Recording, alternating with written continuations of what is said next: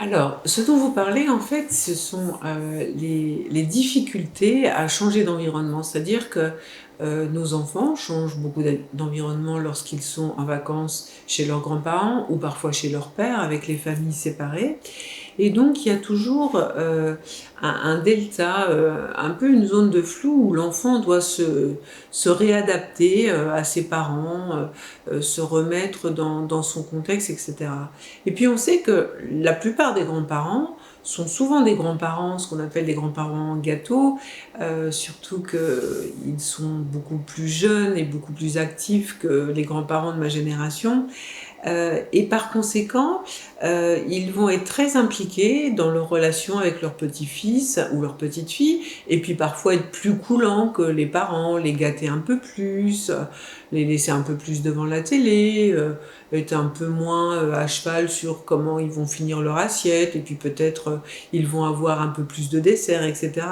Et donc quand l'enfant rentre chez ses parents, eh bien les parents remettent en place le système éducatif habituel.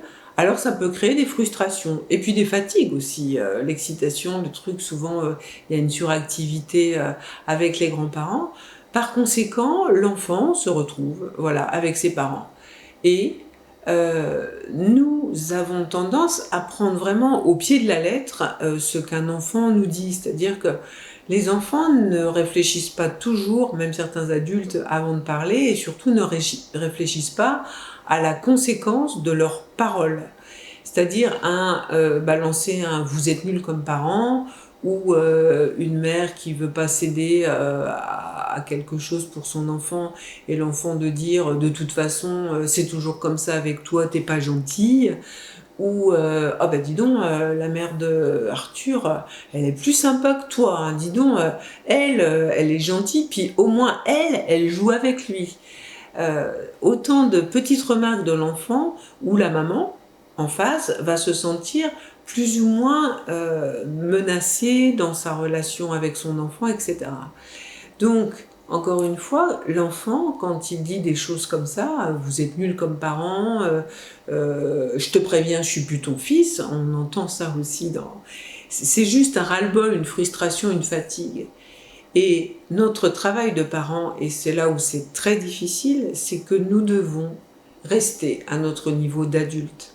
C'est-à-dire que nous pouvons euh, tout le temps nous rappeler que notre enfant, il n'est pas aussi, entre guillemets, abouti que nous, il n'a pas la notion du danger que nous, il n'a pas toutes ces blessures que nous avons, etc.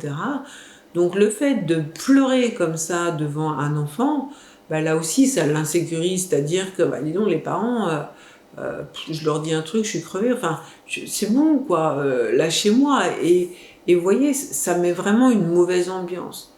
Donc, évidemment que l'enfant ne va pas tous les jours nous dire qu'on a la meilleure mère ou le meilleur père sur Terre. Évidemment qu'il y a des choses qui ne lui plaisent pas. Évidemment qu'il y a des règles qui ne lui plaisent pas. Et qu'il va dire des choses plus ou moins sympas. Et le fait de dire qu'est-ce que j'ai fait pour mériter ça? On n'a rien fait pour mériter ça. Juste, c'est une parole qui part comme ça, un peu en bazar, un ras-le-bol, comme des fois, nous aussi, on peut penser des choses sur les uns et sur les autres que nous avons la délicatesse de ne pas dire, mais si nous regardons un petit peu, miroir, mon beau miroir, est-ce que je suis tout le temps parfaite, et est-ce que parfois j'ai pas des pensées parasites sur ceux que j'aime, ça nous calmerait un petit peu, et puis ça nous aiderait beaucoup à relativiser.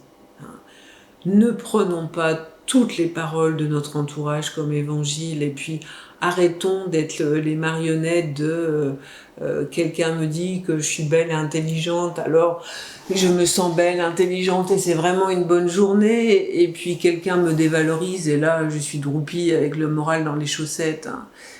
Justement, connaissons-nous nous-mêmes et puis comme ça nous serons un peu waterproof avec toutes ces histoires et toutes ces paroles reçues.